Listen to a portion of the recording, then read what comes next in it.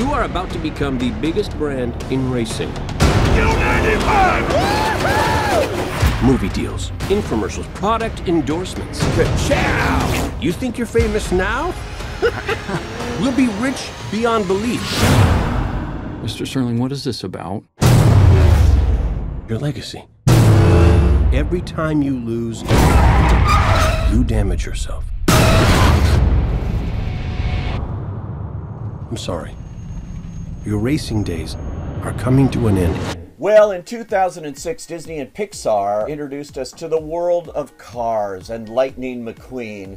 And it was a refreshing romp indeed. One of my favorites of the Pixar movies. And I have to admit that the second edition lacked the pure heart and soul of what I liked so much about the first, but I still was entertained by it. It got bigger, but not necessarily better. But nevertheless, it's certainly worthy of a third go-round. And this time, the heart is back. And this is particularly a poignant story because in the first Cars, the late Paul Newman was still alive and gave voice to the older car character, the wise Doc Hudson. They managed to bring him back for the second episode, and now once again making this Paul Newman's likely final film credit, doing some nifty voiceover work here, and he serves as the conscience of Lightning McQueen, who was of course the star of this franchise. Hey, Jackson Storm, right?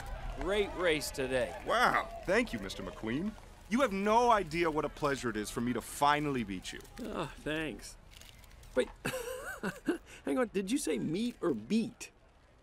I think you heard me. The film opens with a big, giant race, and he's finding that maybe he's aging a little too and can't get around the track as fast as some of his younger, fancier, brighter, snazzier competitors, particularly one called Jackson Storm. He's voiced by Armie Hammer, and he gives trouble to Lightning, who of course is again voiced by the wonderful Owen Wilson. Well, this loss sends Lightning into a funk. He thinks his career is ending and he doesn't quite know what to do. He goes back to old faithful Radiator Springs where he gets words of encouragement from his tow truck buddy Mater, voiced by Larry the Cable Guy, his girlfriend voiced by Bonnie Hunt. That spurs him on to agree to go to a kind of training facility where he can get rejuvenated, essentially, go through the exercises, through the training that he needs to do to regain his former glory. And there he meets Cruz. Now Cruz, she's some hell of a trainer and really a funny new character voiced by Cristela Alonzo.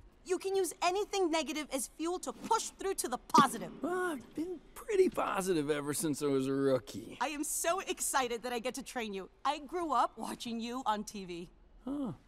Is that right? These young guys are great and all, but I like a challenge. I'm not that much older, In fact, but I call you my senior project. What I loved about it, though, was it has a lot to say about being yourself, about what happens when you do age, how you deal with it, and how you deal with your own legacy. I thought this one was beautifully written. It is directed by Brian Fee. This is his first feature film. He took over the reins from Disney Animation and Pixar chief John Lasseter, whose baby this was. He directed the first two and did very well with them. And now he has had the wisdom, I think, to pass it along to a new generation, part of what this movie is all about as well. And Brian Fee has done a terrific job in bringing this back to life, as it were. I love Cars. They can keep making them forever, if you ask me. They're great characters and beautifully animated. I mean, my gosh, the animation here is first rate across the board. Really even elevated a few notches above the original from 2006 and its sequel. So I highly recommend this for people of all ages. You're gonna love Cars 3.